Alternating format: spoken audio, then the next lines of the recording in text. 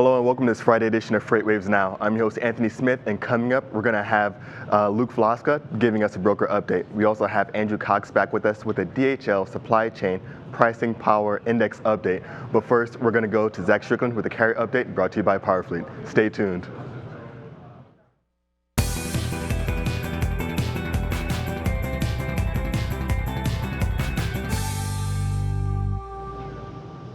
Hey everyone, and welcome to your carrier update presented by PowerFleet. I'm Zach Strickland, and you have made it through yet another week of winter. Congratulations on that. We now enter February, expecting very little out of the freight market in terms of overall volatility, but tender rejection rates continue to kind of moderate. You know, they were falling pretty rapidly towards the end of the month there last week. As we're falling down under 5%. We did have a slight uptick, not a significant increase. Last year we were about 7.63%, but we were still coming down from that significant 2018, which we all know and love to talk about as really a more overheated time of year, or more overheated year in terms of capacity and volumes in general. So let's check out the overall freight market.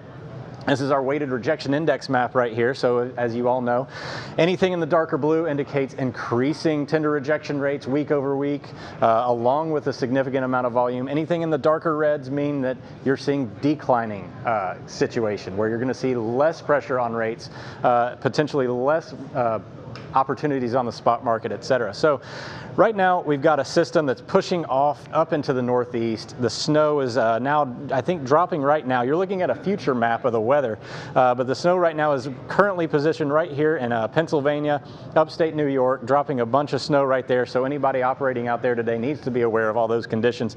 This is about 4 to 5 hours in the future where we see this storm really start to push off real quickly, so you shouldn't have a long-term impact of the overall weather conditions. But looking right here at the Columbus market, dark red. So the Columbus market is essentially the Midwestern hub of the United States, on the eastern coast. Now Chicago, sort of that entry gateway into the East Coast from the west, a lot of rail hubs, a lot of rail activity, but Columbus is kind of a centroid, if you will, for a lot of freight networks across the East Coast, because you can enter the northeast that way. It's kind of a gateway to come down to the southeast and then points out west.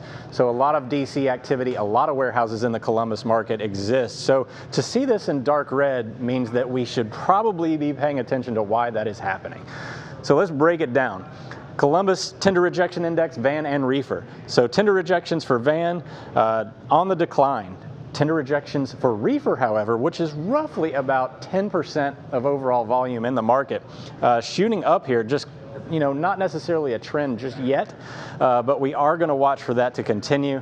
Not a lot of reefer activity in this market in general, as I said, but it will be something to look at. But van obviously driving a lot of this market, 90% of the volume van, which is why you see that dark red on the map.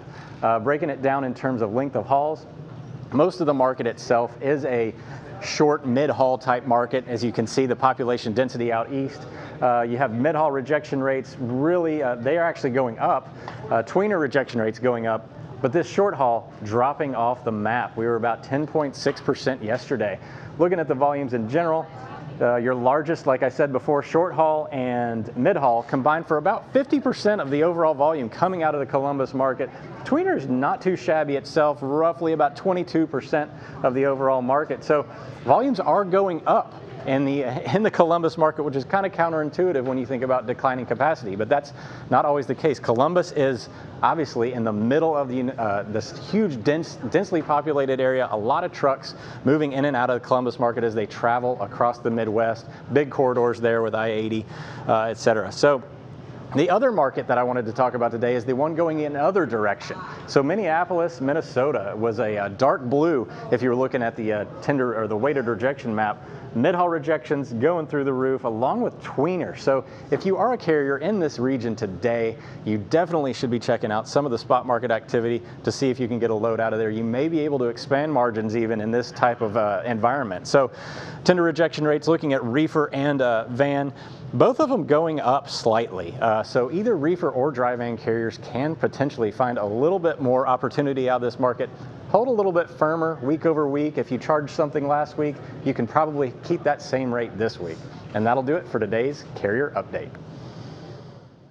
The comprehensive logistics offerings from PowerFleet cover in-cab ELD, fleet management, trailer tracking, cargo monitoring, and tracking other assets such as chassis and intermodal containers.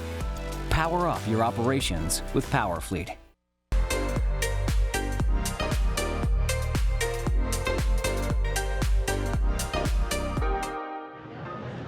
Good morning, everyone. I'm Luke. I'll be bringing you your broker update for today. And happy Friday. We've made it to the weekend, all right? So let's go ahead and dive in, see what is going to happen this weekend. So on this chart behind us here, we've got the dry van tender rejections percentage here in the United States. That's in blue.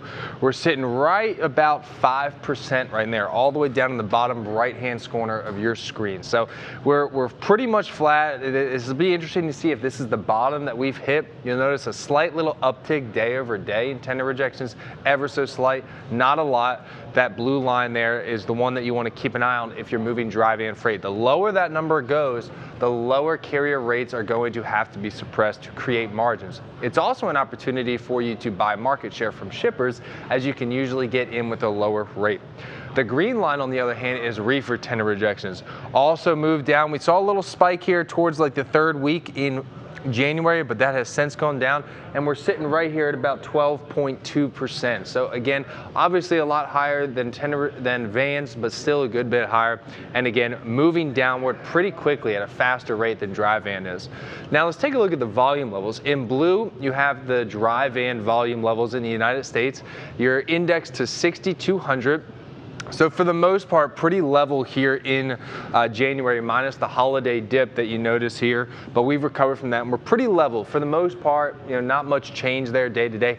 Reefer, on the other hand, we were level, but we've started to fall off. You'll notice on the index scale, we're sitting right about 1,300. We are typically around like the 1,450 to 1,500 range, and we've dipped down below that quite a bit. So if you're moving reefer freight, you might not have as much over the last couple days and into the weekend. So do keep an eye on that.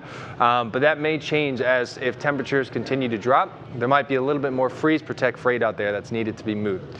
So taking a look here, the market that we are going to focus on here today is Green Bay, Wisconsin. Seeing a little bit of interesting movement. For the most part, markets are flat, but this one has seen a little bit of movement. So you'll notice here tender rejections. This chart here on the left in blue is we hit a high point here towards the end of January, actually sitting at over 7.5%. That's pretty high for this market traditionally, but then we took like a nosedive all the way down here on the 4th of February down to about 3% there, if you can see that low point. And we saw a slight little incline all the way to today's update. We're sitting at 5.5%. So that's a really good sign the market's bouncing. As brokers, this right here is an opportune time to make a lot of money. If you're moving freight here from one day to the next and you see a drop like that, perfect opportunity to suppress carrier rates. Push them down, the market soften, don't pay the same rate that you did the day before. You should lower your rates. That's a great way to make a few extra bucks. On the same side here, when you see a big uptick like this, great opportunity. If you're moving spot rate for your customers, don't honor the same rate day to day. The market has tightened up just a little bit. You might be able to make a few extra bucks on the way up, and carriers may expect that premium when they move your freight. Now, one thing we're going to take a look at is some of the bigger lanes that move out of Wisconsin. Most of them are pretty short hauls, in that or mid hauls in that 100 to 300 mile radius. A lot goes to Rock Island, Madison, Chicago, so on and so forth. We're going to be taking a look at the Green Bay, Wisconsin to Rock Island, Illinois lane, because tender rejections are actually sitting at about almost 9%, so pretty high, and they've increased about 18% day over day. So that's a big increase. Looking at the predictive rates here is we're sitting at about $1.47 today for your spot rate. Now that is without fuel, so be sure to add your fuel surcharge in, and it looks like there might be a little bit of downward pressure as we go into the end of the month. I'm Luke, and that'll do it for today's broker update. Voices from every corner of the supply chain concerning all modes of transportation. From the world's largest logistics podcast network, this is what the freight tech revolution sounds like. Freightcast presented by FreightWaves. Subscribe now wherever you get your podcasts.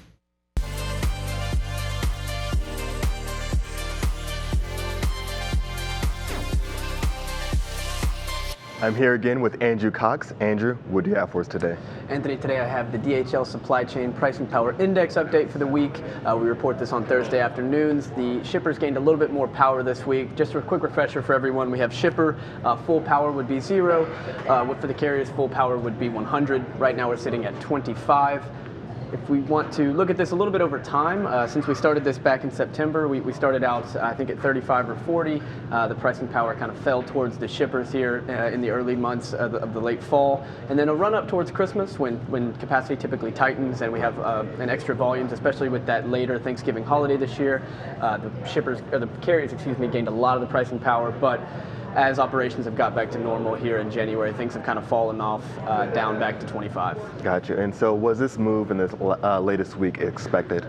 It was expected. You know, these are normal January times. We have volumes that are pretty much horizontal since the recovery after the December, after the January trough. Right.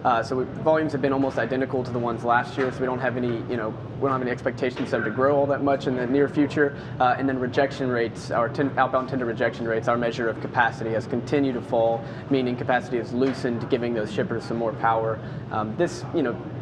Rejections are one of our biggest indices that we look at here in this index, so they've continued to fall in lockstep, as has the pricing power for the carriers. Got you. And you hinted towards some of that, your expectations. What's your outlook so far for the index? We are expecting things to tighten up and to have a band up of spot rates here in the next few months. Our 3-month outlook is at 45, meaning we'd be near that. A balanced market would actually be all the way up here at 45. We haven't quite gotten to that point yet. We expect a balanced market here maybe midsummer when the produce season picks up and some of the volumes get going on the van. But for right now, we're still at 25. Looking forward to some hopeful things for the carriers, but right now, shippers still in dominant power. Got you. And big headline item, the coronavirus. Is that going to play a factor into any of this? It certainly can. Like we talked about yesterday in the shipper update, the coronavirus has already made an impact on the Chinese economy, with them being our biggest trade partner and them being so integral to many of the supply chains in the U.S. There's likely going to be a big impact to the U.S. economy too. With the thought that the carriers can gain some of that power moving forward, the coronavirus puts a major damper on all of those expectations. So we're going to have to wait and see and just keep updated on whether the coronavirus makes an impact to the pricing power index, but it likely will in the coming weeks. Got you. And with this index, there's a lot of macroeconomic, I guess you could say, viewpoints that you take into consideration. Are there any upcoming indices that you're looking forward to really kind of influence this? Well, just this morning we had the Bureau of Labor Statistics, their payroll for January, which was a big number. I think 225,000 added jobs, which is great for the economy. I think the unemployment rate may have ticked up to 3.6%, but it can't go much lower than that. And so the economy is still chugging along. Right. We had wage growth of 3.1% in trailing 12 months, so that's beating inflation. We're getting real purchasing power for those consumers, which is going to in turn demand more goods and so on and so forth. So the carriers, the economic data is positive for both. We put the momentum as neutral because it's good for both people. It's not helping one shippers or carriers more than the other. But yeah, economic data has been good and strong so far through the first 5 weeks of the year. Excellent. So it sounds like we have good outlook so far. Of course, those uncertainties coming from the coronavirus side of things. Right. But Andrew, thank you so much for that update. And that's going to do for this edition of the DHL Supply Chain Pricing Power Index Update. Thank you so much for tuning in, and we'll be sure to keep you up to date on the next week's edition.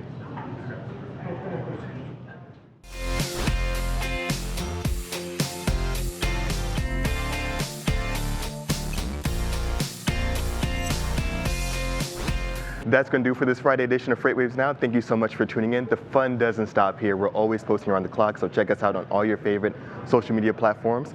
And don't forget to check out our FreightWaves TV app as well on all your favorite streaming platforms, including Apple TV. And for all my fellow Android users, we have you covered as well. Thank you so much for tuning in, and we'll see you next week.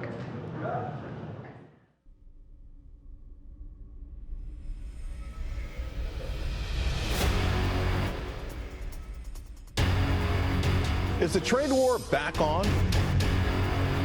Trade war. Trade war, full-blown trade war. 15% tariffs on $112 billion worth of goods. Hours earlier, China announced tariffs of 5% and 10% on U.S. products.